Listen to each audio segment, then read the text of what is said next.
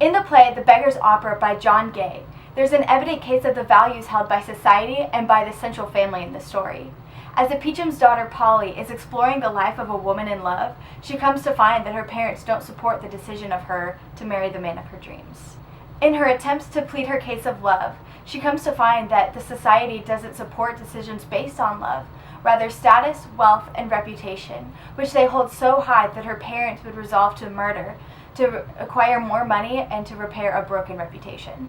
Through the absence of love, the obsession with money and reputation, and the attempt at murder, one can evaluate the values held by the Peacham family. In today's society in the United States, the cause of marriage is usually a mutual love.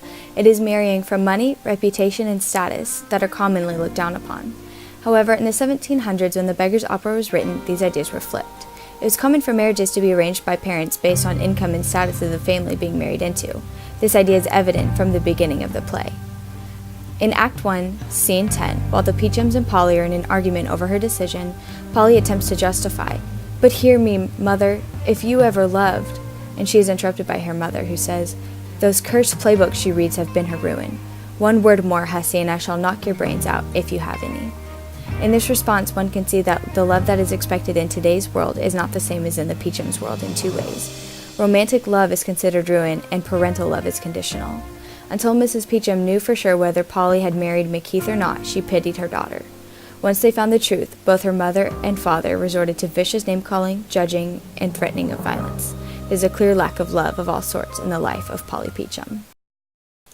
In their anger, the Peachams find consolation in the idea of convincing Polly to a jointure, essentially to secure her right to McKeith's property should he pass away. Mr. Peacham describes it to Polly with the idea that it is the most beneficial part of the marriage. The comfortable estate of widowhood is the only hope that keeps up a wife's spirits. Polly is not fond of this, as she has her eyes on love and a happy marriage, but her parents insist that the material side of the marriage is all that matters. Throughout their discussion, the Peachams repeatedly mention the disgrace of his occupation, as well as the disgrace she has brought upon them as a family.